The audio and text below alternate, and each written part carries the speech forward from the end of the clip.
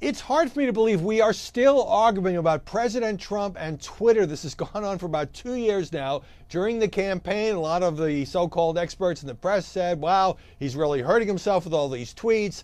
Turns out it helped get him elected. That's not my opinion. Somebody challenged me on this. Well, how do I know what the president's thinking? He said this to me and others in interviews, and then he tweeted, sorry, folks, this is a real slap at the press. But if I would have relied on the fake news of CNN, NBC, ABC, CBS, Wash Post, or NY Times, I would have had zero chance of winning White House. And then there was this. This is a hot topic these days.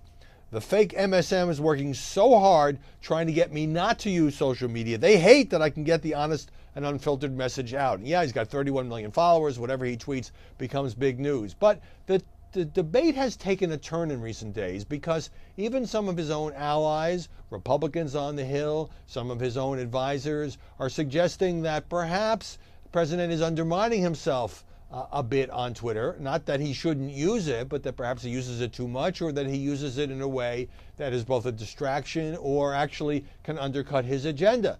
This came up immediately after the London terror attack, the latest one at the London Bridge, where the president talked about the mayor of London, Sadiq Khan, and kind of picked a fight with him, taking a quote that was attributed to Khan about how people in the city of London should not be alarmed, as if he was telling people not to worry about the terrorist attack. What Khan was saying was, we will increase our police presence in the coming days, and therefore you should feel safe.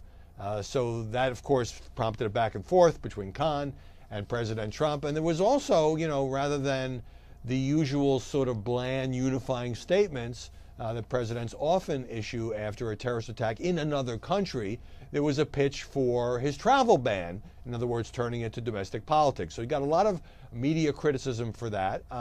And look, I don't think it particularly helped him to be having this transatlantic feud with the mayor of London at the time.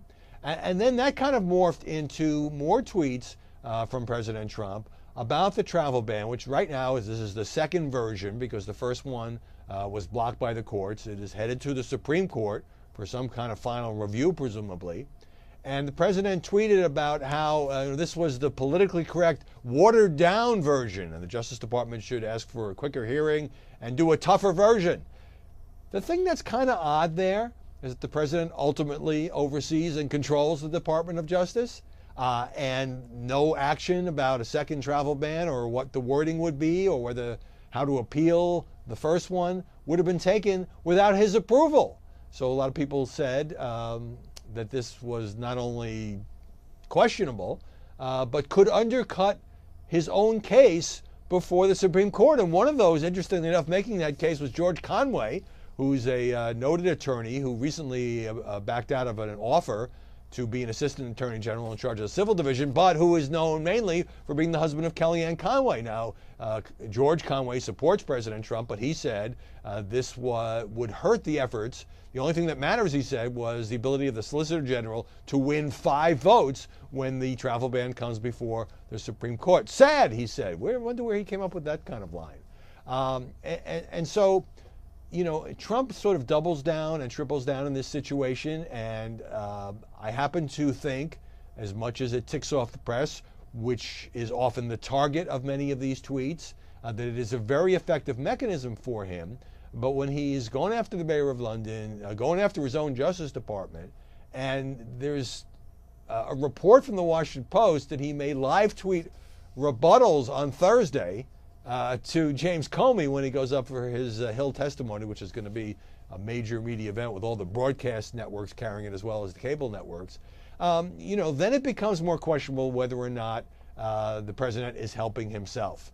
He obviously, nobody's going to take his phone away. He's going to do this as much as he wants. But when you have even voices sympathetic to the president saying maybe he needs to be more selective, maybe he needs to cool it, that might be something to consider. But of course, when you're president of the United States, you can do whatever you want.